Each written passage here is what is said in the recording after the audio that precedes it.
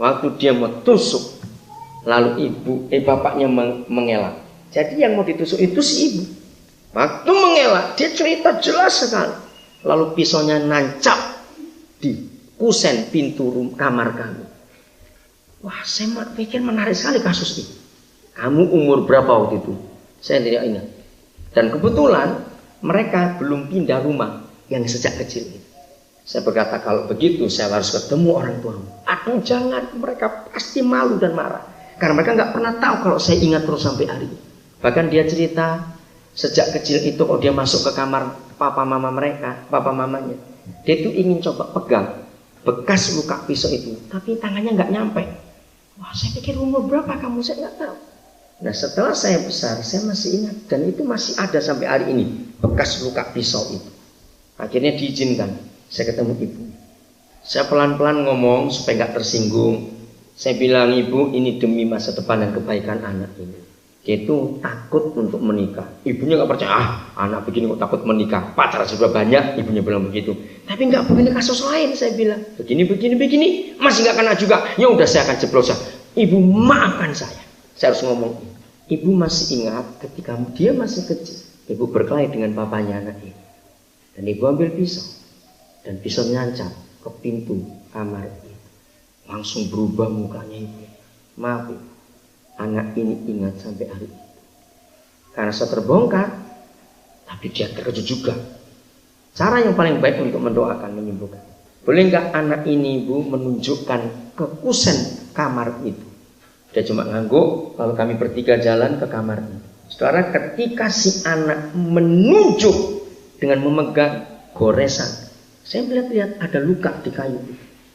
Waktu dia tunjuk dan dia pegang, ibu ini langsung tutup kedua tangannya ke mukanya. Dia menangis langsung terduduk di lantai. Saya bilang, ikuti kamu duduk bersama mama. Saya ikut duduk juga. Saya bilang, peluk mama dan maafkan dia hari ini juga. Maafkan.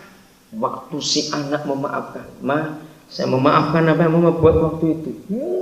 Teriakannya lebih kencang lagi. Saya biarkan dia menangis sampai dia lega. Masih terduduk di lantai, kami diam. Dan si ibu ini juga peluk anak itu. Agak reda, lalu kami pindah kembali ke ruang tamu, duduk. Terus setelah minum, saya tanya, ibu maaf, saya cuma ingin tahu saja. Kira-kira peristiwa itu anak ini umur berapa? Ibunya berkata, saya itu nggak ingat umur berapa. Cuma saya tahu dia belum punya adik. Oh baik, oke baik. Kalau gitu dia punya adik umur berapa? Dia punya adik hampir umur 3 tahun. Lalu saya bilang bulat aja. Baik, saya akan hitung, dia punya adik umur 3 tahun. Kalau ini belum punya adik, berarti 3 tahun saya kurangi 9 bulan. Berarti baru 2 tahun lebih umurnya. Bayangkan, anak 2 tahun lebih melihat peristiwa itu dan tersimpan. Tiba-tiba dia takut. Kalau nanti aku menikah, aku emosi. Gambar itu keluar lagi, dia akan bunuh istrinya. Nah, saudara, inilah manusia. Kita bisa merekam semua peristiwa yang kita pernah alami. Sejak dalam kandungan sampai kita sudah lahir. Bahkan sampai umur belasan. Peristiwa apa saja yang kita alami. Maaf, kalau saya menangani masalah percabulan, maka saya selalu akan tanya, sejak kapan pertama kali dalam ingatanmu tahu tentang barang itu? Ini penting untuk mengingatkan masa lalu. Maka rata-rata, apalagi maaf ini, kalau kita tinggal di suatu desa atau perkampungan, di mana rumah tidak banyak kamarnya, rata-rata kita yang dari desa-desa kebanyakan itu mengenal hubungan seks ketika kita tidur satu kamar dengan orang tua. Namanya anak-anak, waktu kita malam terbangun, kita nggak ngerti. Mungkin kita mau kencing atau apa namanya anak. Maaf. Lalu waktu itu sempat lihat papa mama melakukan hubungan suami istri. Itu nggak ngerti. Namanya masih anak. Tapi apa yang dilihat itu terekam. Ketika mulai remaja atau lingkungan, bergaul di teman-teman. Nah, namanya anak-anak.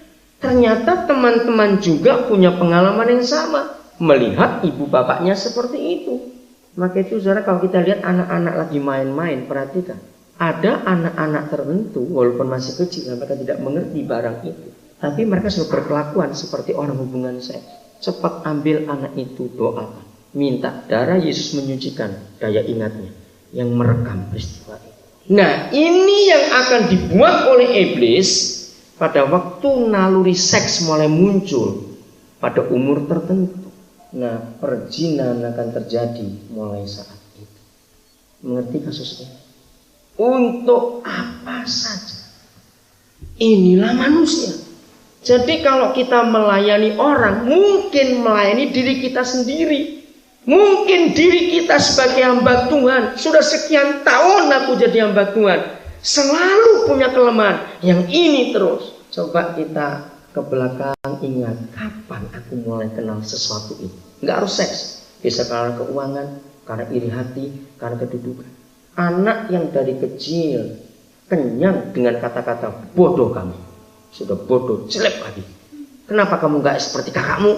Saudara, anak yang seperti ini akan keluar dua arah. Salah satunya, kalau disebut itu anti klimaks, berarti dia itu mindernya luar biasa.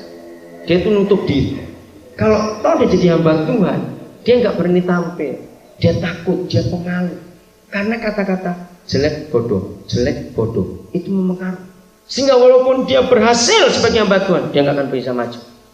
Atau klimaks, wah dia jadi agresif, dia jadi nggak mau tahu, wah hantam aja semuanya itu, karena untuk menutupi kejelekan dan kebodohan yang dia terima dari orang tuanya sejak kecil itu tadi. Jadi overacting istilahnya. Nah, ini dua sifat yang sama-sama menjengkelkan orang kalau kumpul orang seperti ini. Kasihan orang seperti ini. Nah, ada banyak kasus.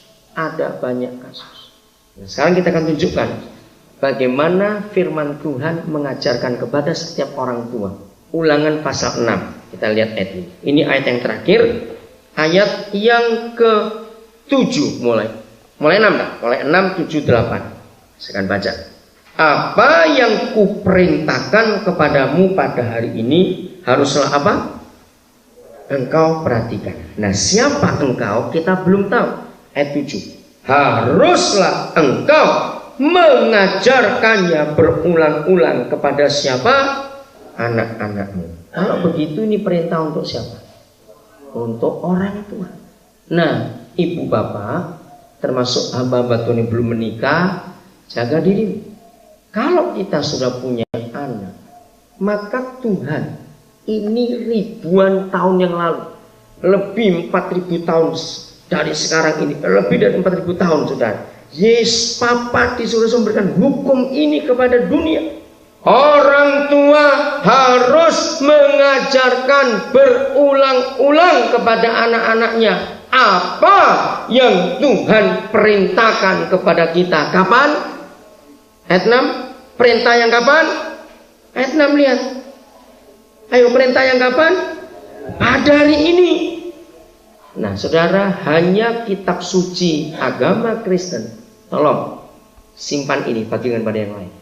Hanya kitab suci agama Kristen yang banyak menuliskan kata pada hari ini.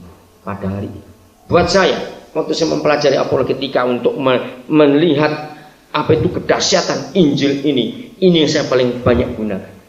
Kitab suci agama lain tidak ada kata pada hari ini. Kitab suci agama lain adanya pada suatu saat, pada masa itu. Apa bedanya kata pada hari ini dan pada saat itu? Beda sekali. Berarti firman ini berlaku sepanjang zaman. Saya mau tanya kepada saudara, kalau kita baca ayat ini atau ayat sejenis ini 10 tahun yang lalu, dia bunyinya kapan? Ayo, jangan salah. Ada yang bilang kemarin. Enggak. Bunyinya kapan? Hari ini juga. Loh, waktu 10 tahun lalu saudara baca ayat ini bilangnya apa? Ya hari ini. Kenapa bingung? Ada yang bingung tadi di situ. Kalau kita baca 20 tahun yang akan datang, dia bunyinya apa? Inilah firman Tuhan.